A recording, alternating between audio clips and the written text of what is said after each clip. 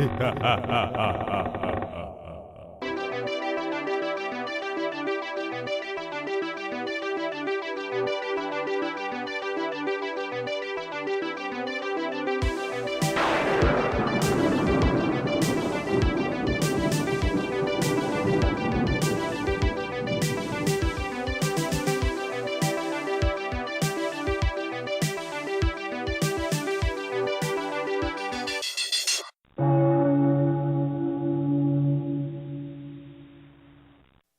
my name's Bria Cando, I'm Matthew Ryan, and we are Pretty Pictures, a movie a movie podcast. Mm-hmm. We talk about movies. Yeah, we sure do. Generally. This week we watched The Evil Dead. The Evil Dead. 1981. Oh, yeah. Directed by Sam Raimi. I thought you were going to put in a middle name there. No. Sam Raimi. So Written and directed by Sam. Are we just getting right into it this time? I was just going to ask you, you usually have extra information before we start the movie, so... Yeah. Or start the podcast, not the movie. This is a movie now. Coming soon. Theaters. Right. Okay. So yeah, this is our second Halloween episode. Ooh. Yeah, we did that last time. I liked the way it sounded last time, so Yeah? I figured I'd do it again. Okay, well here, go give it a clean go. Ooh.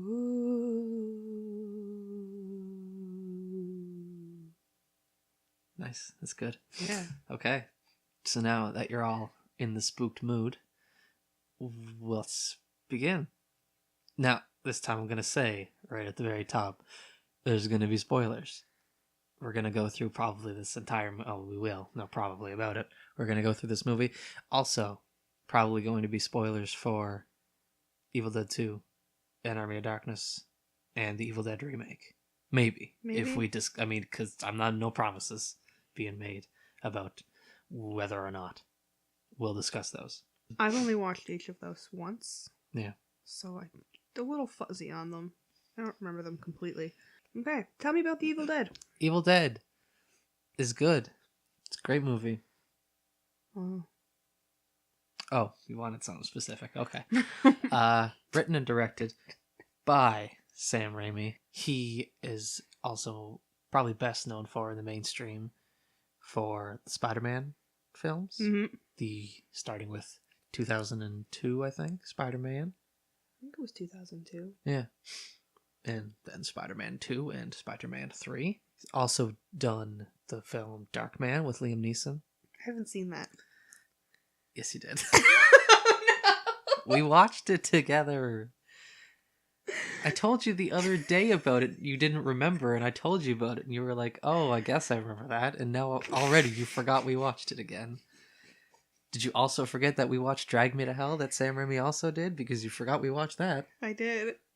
Oh my god! It's almost like a running gag now. I guess where, so. Like every episode, you go, he directed this, and I go, I haven't seen that, and you go, yes, you did. Yeah, yeah. Won't be the last time, I guarantee you. Oh, definitely not. Yeah. Anyway, he did all those and many more. Now the history for this movie. Mm-hmm. In 1978, Sam Raimi and his friend. His lifelong friend, Bruce Campbell, they wanted to make a movie, and they needed money to do that. They didn't have much, so they made a film in 1978 for $1,600 called Within the Woods, and they shopped that around to potential investors, and eventually they got $90,000 with which to make their feature film. This feature film, which was initially called Book of the Dead, after the H.P. Lovecraft mythos, including, the Necronomicon is from H.P. Lovecraft. It was shot on location in Morristown, Tennessee, in that cabin, and apparently that cabin was terrible. Mm-hmm. The whole shoot was not great. People were cold and agitated and angry, and arguing. The first day of shooting, they got lost in the woods. Oh no. The whole thing was shot on location. Yeah. That cabin looks so tiny from the outside, Mm-hmm. and then it seems like there's so many rooms in it. Like it's such a big cabin when you actually get in there. Yeah, I don't know. Maybe it's long in Maybe the back. I have no idea. It does not look like the No, not internal really. set fits inside of the cabin that you see outside. No. I think in the second one they shot it on a set. I think they built a cabin. Okay. Yeah, perhaps. I don't quote me on that. I don't remember for sure. I watched these movies a long time ago with like the audio commentary and all that, so I'm just gleaming from what I remember from that. Yeah. So we have Irvin Shapiro helped. He was a producer. He got a lot of foreign films into shown in America. Anyway, he helped Sam get the movie into Cannes, Okay. the film festival, in 1982, and that plus the fact that Stephen King gave it a rave review in which he said, and I quote, "It was the most ferociously original film of the year." That really inspired company New Line Cinema to invest in distributing it. So because of Stephen King basically saying how good and scary it was. Yeah, that probably does a lot. Yeah, I'd say so. Especially that reminds me of Hellraiser. One of the pull quotes on the Hellraiser poster. Or no, I don't know if it was for the movie or for the book. It was probably for the book, because that makes more sense. I don't think it had anything to do with Hellraiser at all. I think it was just one of Clive Barker's novels. Anyway, never mind. All right. In its theatrical run in the U.S., it made $2.4 million. I mean, for the budget, that's fine. That's pretty Not good. bad. Worldwide, or internationally, sorry, it made $27 million. Oh. So, altogether, it made a little bit over $29 million on a $90,000 budget. Wow. Yeah. Wow. Wow. Pretty good. A few more things about the production. Apparently, Raimi liked to, quote unquote, torture his actors. Oh, God. Because he says, quote, "If everyone was in extreme pain and misery, that would translate into a horror." So that was his line of thinking. And I think I've heard that from different, stories from different directors. Like, they just well, yeah, what's his name? Kubrick. What's his name? Right. The most popular. What's his name? Yeah, Stanley Kubrick on The Shining. And there's an example of that actually. At one point, Bruce Campbell tripped and hurt his leg, and Sam Raimi kept poking it with a stick. Oh no! So yeah, just to bother him, I guess. I guess where they're like friends before Yeah, that that too. It's like Yeah, just picking at each other. Yeah. And near the end of the shoot, they started burning furniture to stay warm because it was getting really cold. Oh my God. And yeah, quote from Bruce Campbell, the whole shoot was, quote, 12 weeks of mirthless exercise in agony, unquote. So it doesn't End sound quote. very fun. Whatever. It's the same thing. No. Same thing. Right, fellas? No. And an interesting thing that I didn't know about the editor, they got Edna Pauls. I think that's what Edna Paul. I can't read my writing. Her she was the editor they got to cut the film, and her assistant was one young Joel Cohen of the Coen brothers. Oh. And Okay. he didn't do much. I read that he just mostly did the scene in the barn when he's strapping Linda down. Yeah. He edited that.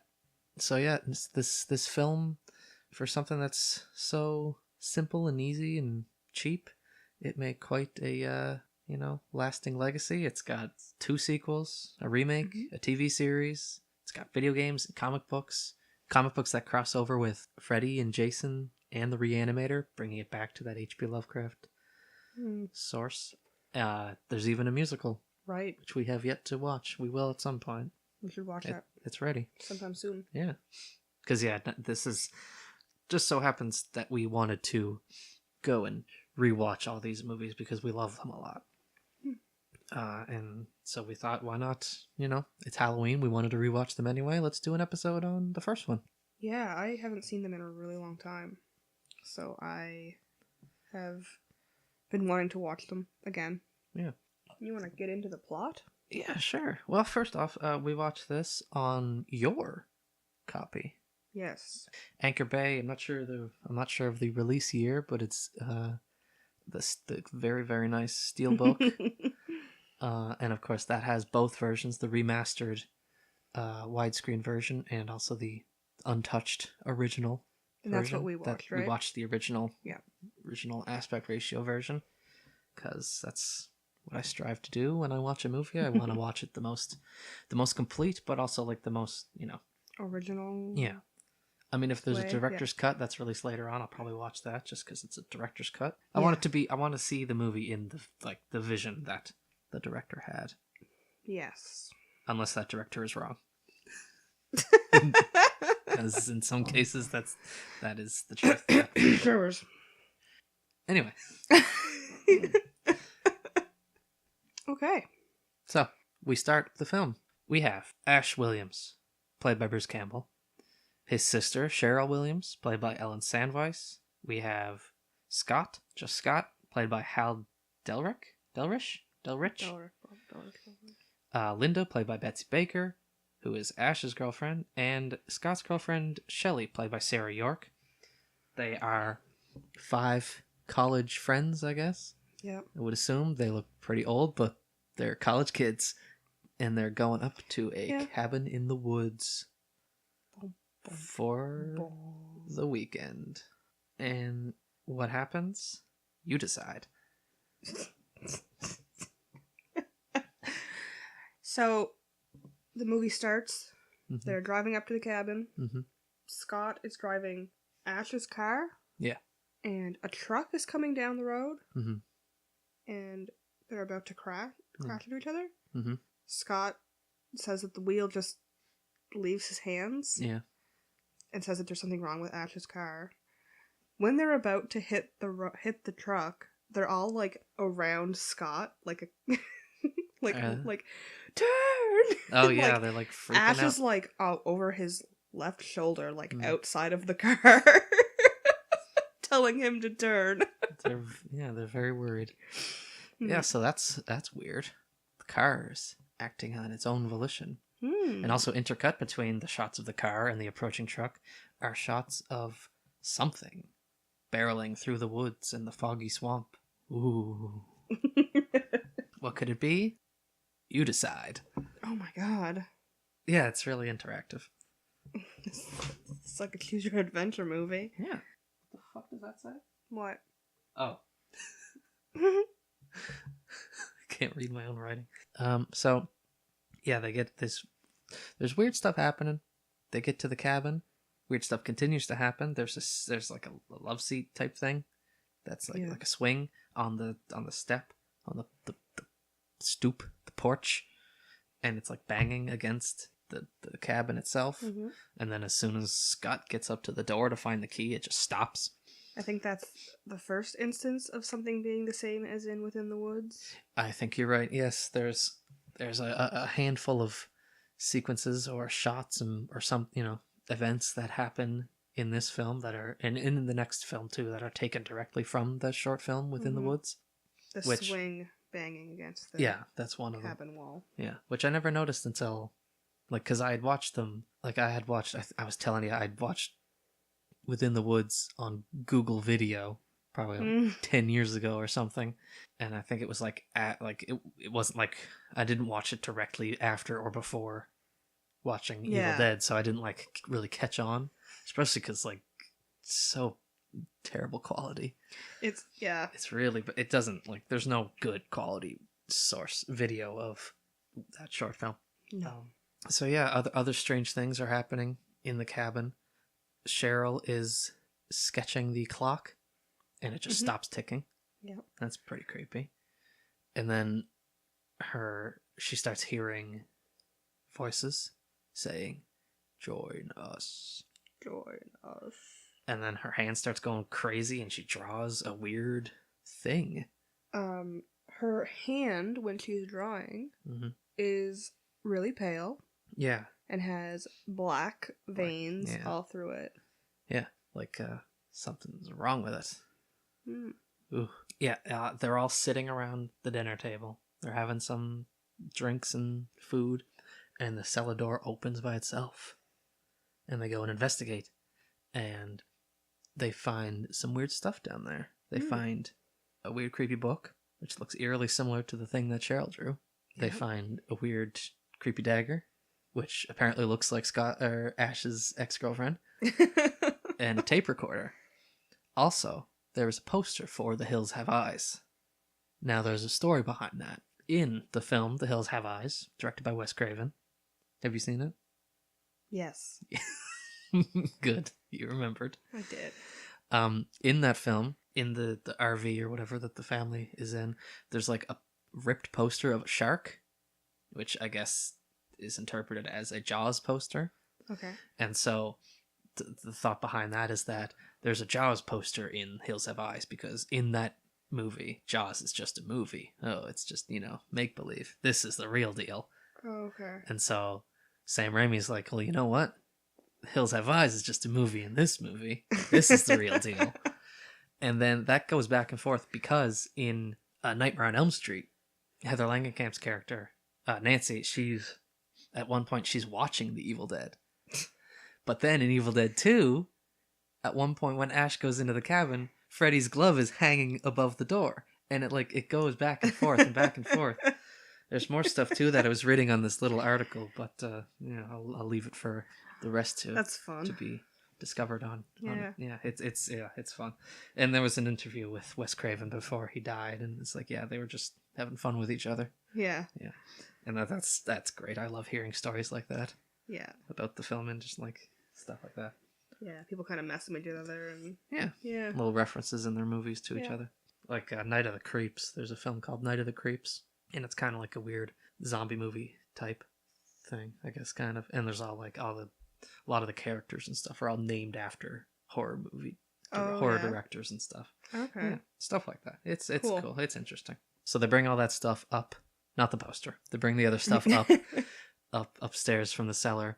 There's a shot outside, and this is the first time you see that moon, and you couldn't really see it in this DVD or this Blu-ray version. Yeah, you said that there was a story about the moon? Yeah, on my DVD at least, you can definitely see an outline around the moon. Oh. They just stuck it in there. Okay, yeah. Yeah, and it's there every time you see it. And it's just, it's more visible than others, and it's different, the sky behind the moon is a different color than the rest of the sky. Yeah. But also in this shot outside, there's just a random lightning strike that hits a tree and the tree falls. Okay. Actually, I thought that was random. Maybe it's a setup for what happens later, so maybe I'm wrong. I wish you had told me that when we were watching the movie about the moon. Oh, why? Because usually I can see them, the lines, and you can't always. Yeah, like when we're watching Star Wars. Yeah. But no, I remember seeing them before. Yeah. It must be there's the Blu-ray. It must be darkened on the Blu-ray or something that you can... Maybe. Yeah. They bring up this tape recorder and they listen to it, and it's this old guy. I say old, he's probably not old. I don't think he's old, because there's... He's a creepy guy, and he's talking about demons and how his wife was possessed by a demon, and he had to lock her in the cellar, and all this creepy stuff. And it's actually a pretty creepy scene, because a lot of the movie is kind of goofy and low budget, but it's creepy because you have this the scene where they're all sitting around in the dark listening to this tape recorder, and the only sounds are the voice on the recorder, and every now and then there's thunder, but there's no music or anything, and it's pretty creepy. It's very effective for I think for what it's trying to do. And so he's talking about all this creepy stuff about demons, and he starts chanting in this other language. And Cheryl is really upset by it. She wants them to turn it off, and she's screaming to turn it off, but they don't until it's too late, because you see dry ice coming out of some leaves. And Scott refuses to turn it off. Yeah, because he turns it back on when she turns it off. He's a dumbass. I hate Scott. He's not as bad as some horror movie assholes, but he's pretty this assholey, and he's really mean to Cheryl. Yeah, And Ash doesn't really seem to want to defend his sister very much. No. No. And I bring up at this point that Cheryl's freaking out, and this is right before she starts hearing the voices again and wanders outside. Mm-hmm. Her hand got possessed and she heard voices outside, and she didn't bother to tell anybody. Like, hey, No. this weird thing happened to me. Like, not even like... They probably wouldn't have believed her anyway. No, but like she didn't even like bring it up like, hey, this is... Something weird happened. There's weird stuff going on here. You guys feel that? You guys think there's weird stuff happening? But no, just, whatever. I know. And maybe she should have, because it's at this point that she gets lured out of the cabin, and it's by the voices, and she gets raped by a tree. I don't like that scene. No. It's, creepy. It's skeevy. Yucky. Like, it's not, obviously it's not supposed to be sexy. No. I hope. I mean, there is a part where it, like, I don't know. It's just, whenever you see a rape scene in a movie, like an old movie, and there's like nudity, like you see the woman's breasts or whatever, I always feel like, oh, they wanted to have nudity in the movie, so they put a rape scene in it. Yeah. I don't feel like that's what this is. I hope to God it's not. But I also feel like she could have been attacked by the trees. Well, even she didn't have to get raped by the trees. in the remake, someone, I think one of the characters gets attacked by trees similarly, but there's no sexual assault angle to it, and it works fine. But I mean, like, yeah, you could have had that whole aspect. She could have just got whipped by some trees, some branches, and that should have been it. Just before this scene too, there's a part where Ash and Linda are on the couch. Oh yeah. And Linda goes to check on Cheryl, and while she's doing that, Ash has a little jewelry box that he puts on his leg and pretends that he's asleep in the 4 seconds it took for Cheryl to go check, or for Linda to go check on Cheryl. It's a long day. But and so they do this thing where like she goes and reaches for it and keeps looking over at him, and he keeps his eyes closed and Twitch looks away, and then he opens his eyes and looks at her, and they just keep doing it back and forth until she grabs the box. Yeah, that's just there. It's there. It's flavor for a reason. Oh, did you notice? Why? What was the reason? Are we skipping it? We're skipping ahead if I tell you the reason. All right, you save it. Okay. So yeah, after the trees, Cheryl gets free and she runs back, and she's being chased by the camera. This is very similar to how at the beginning it's just going through the woods, and also like right before it's like kind of passing by the windows in the cabin, and you never see what's chasing them, which is obviously, like, I mean, maybe they didn't have the budget to make some kind of big monster or whatever, because they did for Evil Dead 2. Like, it's in, like, that's that thing at the end of Evil Dead 2. That's, I guess that's the evil that chases them. Yeah, but I don't know if I remember that. No? I don't know, buddy. But yeah, I think it's a bit more effective when you don't see it. Yeah, I think so. For sure. I like the camera work too with those kinds of scenes where it's like just the camera's just chasing them. Yeah, it's just whipping all over the place. Then we have Cheryl's trying to convince everybody to leave, and nobody wants to, and like, it's fine, whatever, you're covered in cuts and whatever. Yeah, okay. It's whatever. But then Ash finally decides, okay, fine, I'll take you. And this is the most like low stakes, like no pressure, car won't start scene I've ever seen in a horror movie, because there's kind of creepy music starting, but like they're just kind of standing there, and like nobody's like worried or anything. The it's car like won't work. He's just like turning the key, and like it's like, and then it just like starts, and we're good. Yeah, while he's trying to get the car to start, Cheryl's like, I know they won't let us leave, and then the car starts. Yeah. and then they just go. But maybe they still won't let them leave, because they're driving along, and then Ash stops for some reason, walks away somewhere, causing Cheryl to go leave the car and see that the bridge they took is all fucked. I think he stops because he sees the bridge ahead is... Yeah, but he's not at the bridge. I know, but he like comes out from like the side and grabs her. Yeah, but I think that's like the reason. Yeah. He sees the bridge up ahead. I mean, you have to assume. But yeah. So they get back to the cabin, and they're all just kind of standing around. And Shelly and Linda are playing some kind of game where Linda's like trying to guess the suit and number of the playing card that Shelly has, and she's just like guessing whatever, and Shelly's like, "Oh my god," or yeah, she's like, "Oh my god, you're right. You're so good at this. You did it." But then Cheryl, who's like on the other side of the room, starts guessing them right one after another, and then she turns around and she's all creepy looking. She's all dead-eyedy. Yeah, she is. Although they don't call him that in this one. No, they They don't really call him anything. I guess on the tape he says, like, he mentions Kandarian demons, which is what they are technically. Yeah, but colloquially, they're colloquially that they're deadites. Colloquially to the cabin. I guess, yeah. Yeah.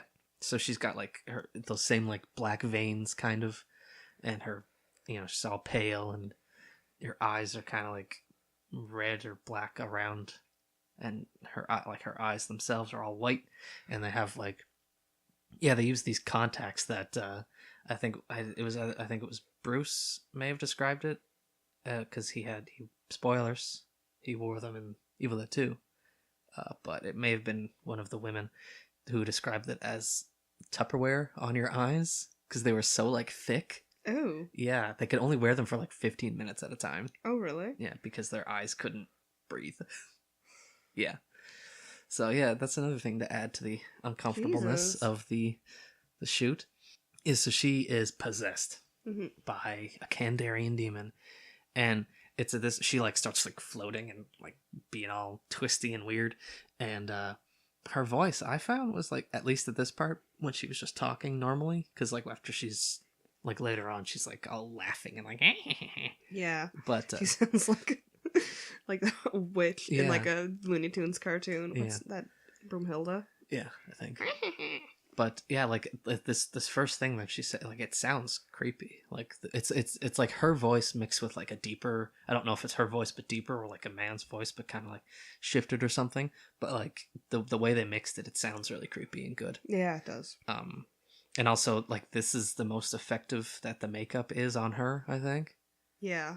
And also later on when Linda is possessed, her makeup is like initially, because I find the makeup is very inconsistent once they start like it's extremely really caking it on. It's really well done though, but like sometimes, but like there's parts too where like it's so thick where it could be anybody underneath the makeup. Yeah, like, and it might be because there's like a bunch of people credited as fake shemps, which is a term from like Three Stooges, and it's just Sam Raimi uses it for like basically stand-ins, like people, stand in for the actors. Just because you mentioned Linda's makeup, Linda is so creepy when she's possessed. Yeah, she's good. I think I like her. I think I like her the best. Yeah, in this movie at least, she's my favorite one in this. The first one. But before we get too ahead of ourselves, Cheryl, she's all possessed, and then she falls down,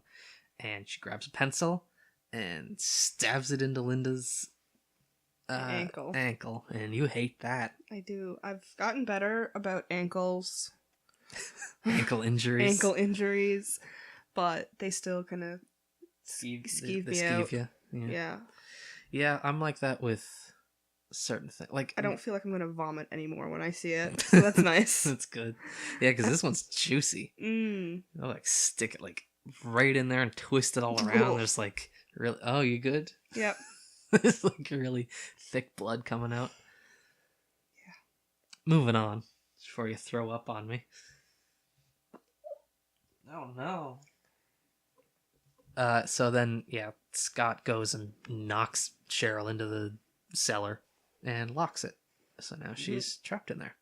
After that, there is a scene I think it's just a couple minutes after, where Cheryl is possessed and in the cellar, and Shelly is freaking out. Yeah. And the way that the camera is, it's like point of view. You're watching it as Cheryl, watching Shelly freak out, and I just really like that shot. It is really nice, yes. Yeah. You can see like the cellar door above and like the floor at the bottom of the screen. And you can see Cheryl's hands on the floor. Yeah, it's really creepy. I don't have anything else until Shelley goes missing, and then Scott's looking for her, and she comes back and scratches his face because now she's possessed too. Oh no! And then she gets thrown into the fire. Her face starts melting, and at some point during this kerfuffle, she throws Ash into a bookshelf, which we've neglected to mention that Cheryl did before too. And like, also these boys and girls did all their own stunts mostly. Oh god! So that's Bruce Campbell just launching himself into bookshelves and breaking them. Ow! Yeah. Once Shelley gets her face burnt and she's up again, and she's kind of like coming at, I almost said Bruce, coming at Ash and Scott, and Scott is backing away saying hit her, and then he says hit it. Yeah. And then Ash hits her. Yeah. Or he grabs the axe from him. Yeah. And starts Scott grabs the axe from Ash. Yeah. And hits him. Starts Yeah. But that was after this point, where just another reference to Within the Woods, where Scott somehow, I think he has the axe, and he's like, somebody chops Shelley's hand, and then she bites it off. Yeah. Which was another reference to Within the Woods, because in that film, it's kind of the same deal, basically, except it's an Indian burial ground instead of demons. And Bruce Campbell gets possessed, and I think it's Ellen Sandweiss who plays Cheryl, who he's attacking, and she cuts his hand off most of the way, and then he bites it off, but that was actually a mistake, because what was supposed to happen is she was just supposed to cut his hand clean off, but it didn't go through all the way. So then Bruce just he bit it off, and they just filmed that and left it in. So then that mistake got carried over as a reference into Evil Dead. There was also, this happened a little while ago in the movie, but I actually forgot to mention it because it was too far down in my notes. But when Cheryl is running back to the cabin and she's trying to unlock the door. Oh, right, yes. She drops the keys and she's banging on the door, asking for somebody to let her in, but the door's locked. So she's trying to get it with the keys. She drops the keys, and when she reaches down to grab it, Ash grabs her wrist. Yeah. And that is also in Within the Woods, but it's Scott that grabs. Yeah, the guy who plays Scott. Yeah. No, it's a different guy, but his name is Scott. Scott grabs her wrist, and it's not Cheryl, it's Ellen.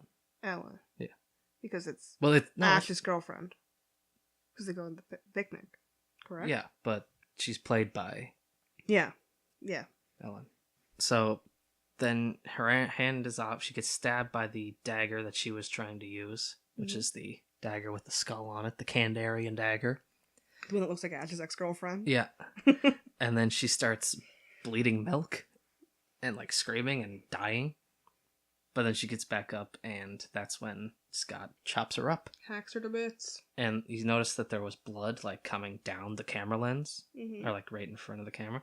That I remember hearing on the audio commentary. One of the producers or somebody said something about how, I can't remember who it was. It was something about how all these horror movies all have blood just running down the screen. It's so much blood, and they were like, well, let's just literally do that.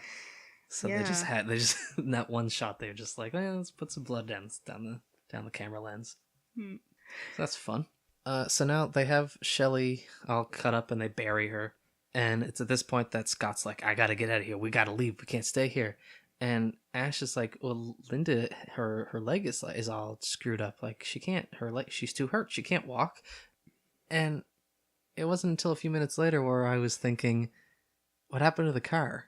Why can't they drive? I guess it's because the trail they have, or they need to find it because the bridge is screwed up. They know the bridge is out. Yeah, but is the I think Scott suggests finding a hiking trail. I guess. And that was why. Yeah. Fine. I'm just saying.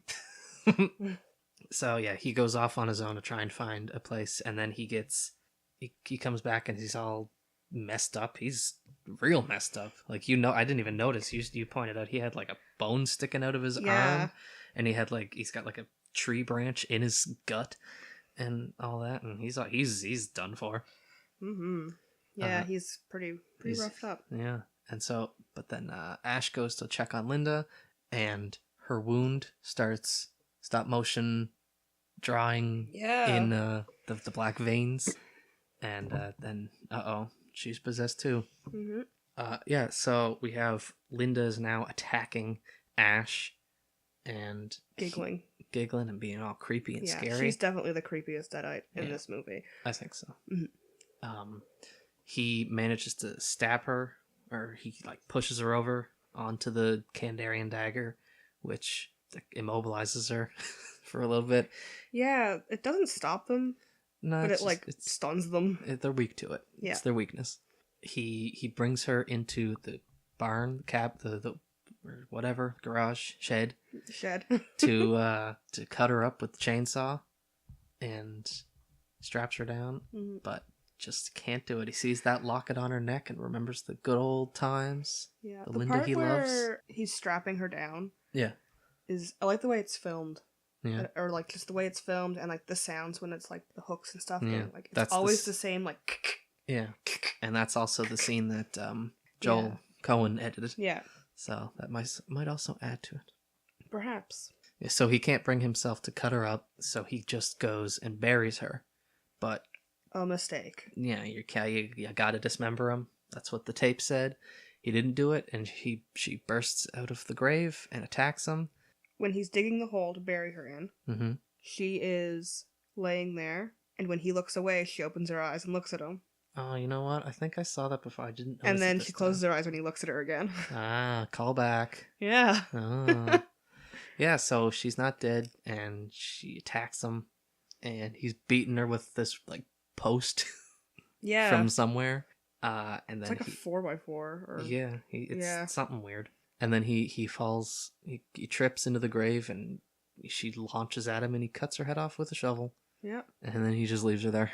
She's gone. I guess she's done. So now Ash needs to find the shotgun shells because he has the gun, but he has no ammo. Mm-hmm. So he has to go into the cellar. It's like a horror video game. Yeah, it's Resident Evil. He's out of ammo, and there's zombies all over the place.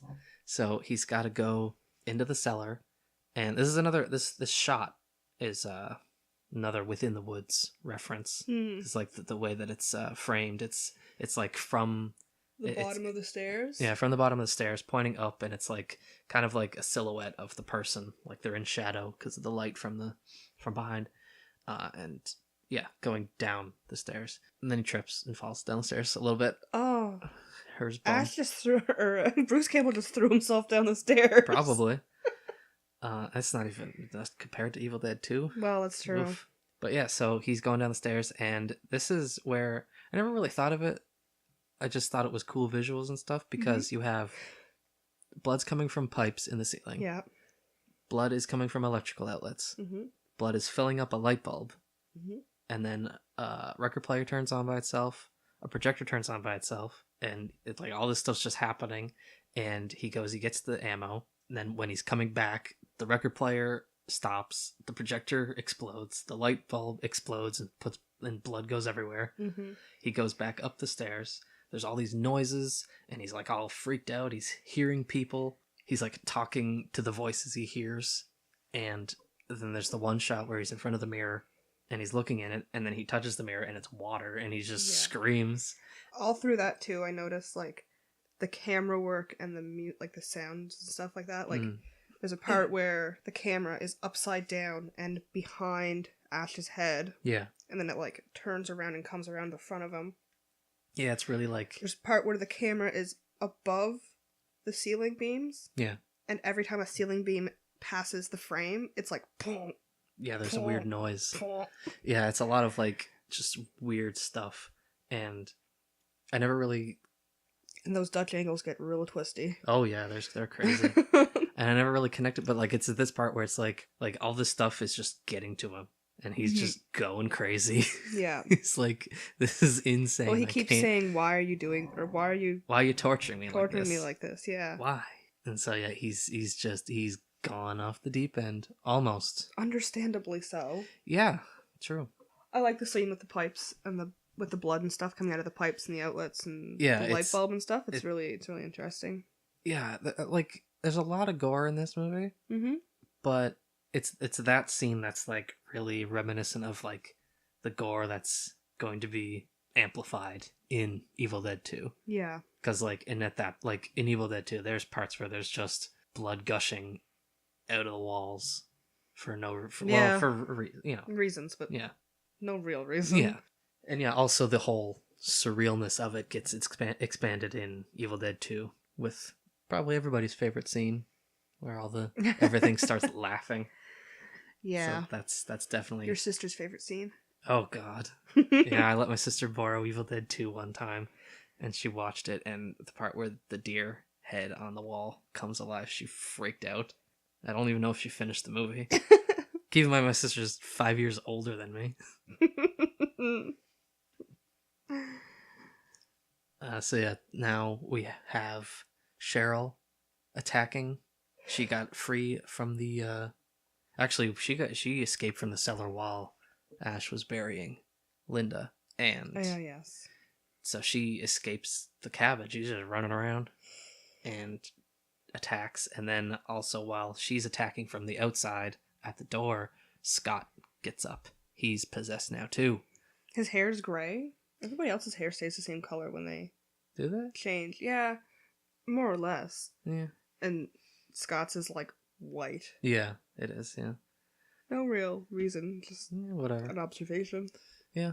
And then this is one of my favorite gore moments is when Scott attacks Ash and so much blood. Is a close up of his face, and Ash like gouges out Scott's eyes, and there's just so much there's thick blood coming from it. So much thick goopy blood, and actually it's probably they broke the model or whatever they were using, but he starts to bleed above his eyebrow too. Yeah, it's just it gushes out there. There's so much, and then he takes the branch that's in his stomach out, and it just starts pouring blood like a faucet. It's awesome. It's so goofy. And so he's being attacked by these two demons, his sister and one of his friends previously. And he notices on the floor there's the locket he gave to Linda, which is laid out somehow in the shape of a skull. Yeah. And he goes, and also he sees right in front of the fireplace, there is the Book of the Dead, which I noticed was not referred to as the Necronomicon in this movie. Not until at least the second movie, if I'm correct. Definitely the third one. Yeah, I don't remember. I kept calling it the Necronomicon the whole time, but... I mean, that's what it is, technically. It's just... Same with the Deadites. They don't call them Deadites in the movie either. So he noticed, he sees the book, and it's already a little bit on fire. And I didn't even notice, I didn't connect the two that Scott and Cheryl are kind of smoking a little bit. Yeah. And that's because the book is on fire. I never noticed that all the times I've watched it. And so he's trying, and he finally hooks the locket hooks the book with the locket, and he throws it in the fire, and then the best scene in the movie happens. Oh, I love this scene. Okay. You have the two Deadites. They just stop what they're doing. They stop attacking Ash, and then they start melting in stop motion. Stop motion claymation stop motion. Yeah. Their heads are just melting and peeling back. Yeah. And there's little bugs. There's bugs and snakes coming out of their head. There's a little Play-Doh worm. Yeah, coming out of one Scott. of them comes out of their face. Yeah. And of course, the best part is when giant demon hands just explode out of their guts for no reason. I don't know what that is. I guess it's the demon that's possessing the I guess so, probably. People, and yeah, it's so great. It's so it's the goriest part of the movie. It's the most special effects in the movie. Yeah. Even the Necronomicon is has a stop motion face that's moving around. Yeah, and has a big tongue. Yeah, and it's burning. It's melting and stuff too. And then it's after that amazing display, the clock, which I forgot to mention during every other scene I saw the clock, it was still stopped. Yeah. The same way that it stopped when Cheryl was drawing it. But now it's moving. It's back again. Oh, and there's birds chirping and tweeting. And the sun's coming out. The sun's coming out. Everything's happy and good. And Ash is actually kind of smiling. He's yeah, I did it. I did. I'm done. But it's not, because he starts to leave, and then we get a shot from the woods, and the evil goes through the cabin and right up in his face. Yep. The end. And To then be continued? Question mark. And then we get some 20s jazz over the credits. Yeah. And then it like kind of warps in a spooky music. Yeah.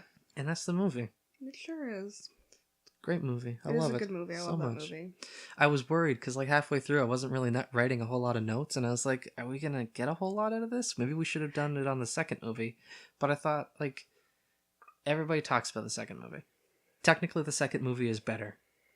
I really like this one. This one is like a really good low budget kind of campy horror movie. Yeah. The second movie is a really good horror comedy. Like, they're different. I like them both for different reasons. Yeah, that's true. And like a lot of people, I think, like Army of Darkness the most. Army of Darkness is fun. Army of Darkness is really fun. Yeah. But yeah, all three of them are really different. Yeah, they're all different movies. Evil Dead is trying to be. I mean, they're having fun with it. You can tell. Mm-hmm. But it's like it's trying to be a really kind of serious-ish horror movie. Yeah, it takes itself pretty seriously. Yeah. Not to the point where you're like, this is pretentious and annoying, but it takes itself seriously. But then, and then you have Evil Dead 2, that is obviously way more comedic. Yeah. And Army of Darkness, which is almost all comedic and not really horror anymore. There's not much horror in Army of Darkness. It has like skeletons and like it's still the same story, but like it's not trying to be scary. It's more trying to be funny and like a medieval fantasy. Army of Darkness reminds me of like Hocus Pocus. Yeah. Not as childish as Hocus Pocus, but that same kind of like an adult Hocus Pocus. Yeah, like not. It's like a horror adjacent. Yeah. A Halloween movie, but not a horror movie. Yeah. Yeah. So I don't even know. There's not really much blood in Army of Darkness. I don't think most of the people they're fighting are skeletons. Exactly. There's even the scene where Ash shoots Bad Ash with the shotgun in the face, and even when he comes back as Evil Ash, like his face is just kind of like weird and burnt and decayed looking. Like there's no like gore or blood. Yeah. But it's good. I love it. I love the whole series. It's All right. Movie discussed. Rating. So, with all that in mind, what would you give Evil Dead out of 5 skulls? Skulls. My immediate reaction was to say 5. But then I thought, well, I always give movies 5. Yeah. But then we also, so far, have only done movies that we like. Yeah. It's So, but then I thought, compared to, like, Evil Dead 2 was a 5. Yeah, I think so. So maybe a 4. Maybe a 4.5. Let's go 4.5. Okay. 4.5 skulls out of 5. Yeah, the top half. The eye half. Cranium. I am going to give it 4 out of 5 ghouls. 4 out of 5 ghouls for me. It's really I can't justify giving like something that's like I'd love to give it a 5, like you said. Mm-hmm. It's so like it's charming and it's campy and it's fun and it's good. There's a lot about it that's actually not that great. Yeah. So a lot of like some of the acting's not very good. There are so many continuity mistakes with the makeup and the clothing. Yeah, the makeup is wild. All that stuff, and you know, it's not a perfect movie. No matter how you look at it.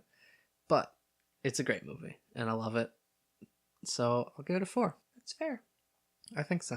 Mm-hmm. All right. So there's our rating for this episode. Do you have a recommendation? I should think so.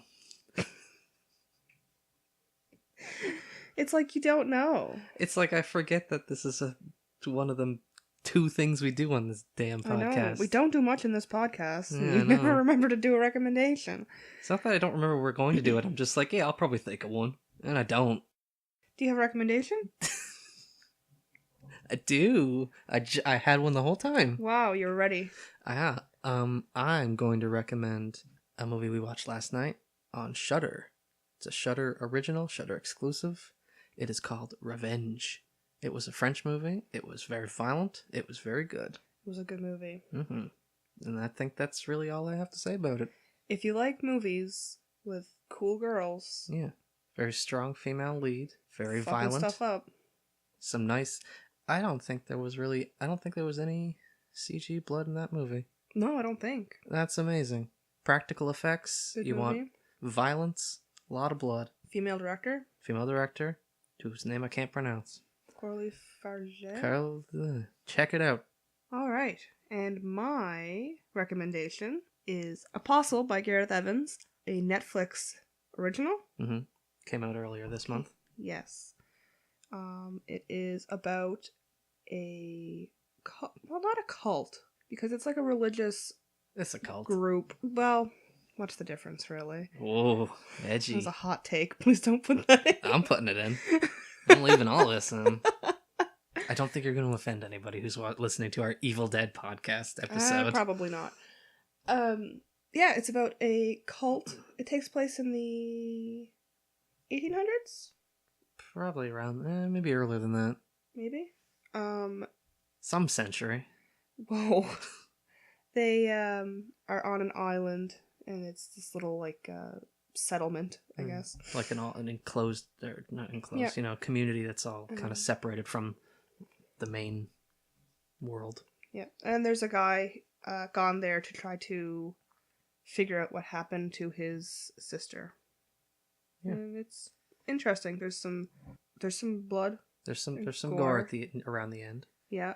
It's by the guy who did the Raid movies, so of course it has to have some violence in it. Yeah, it's interesting. It's a good watch. It's pretty suspenseful. Yeah. Check it out. Long? Was it long? It's fairly long. It was over 2 hours. Okay, so it was long.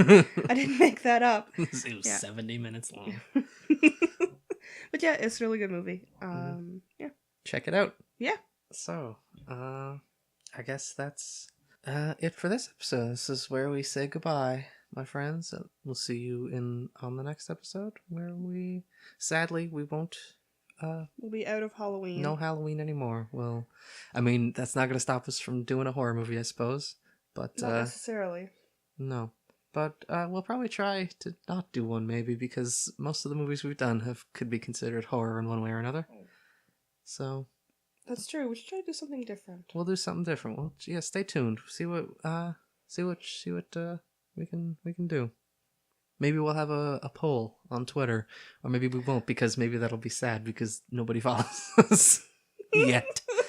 But you can. You can follow us.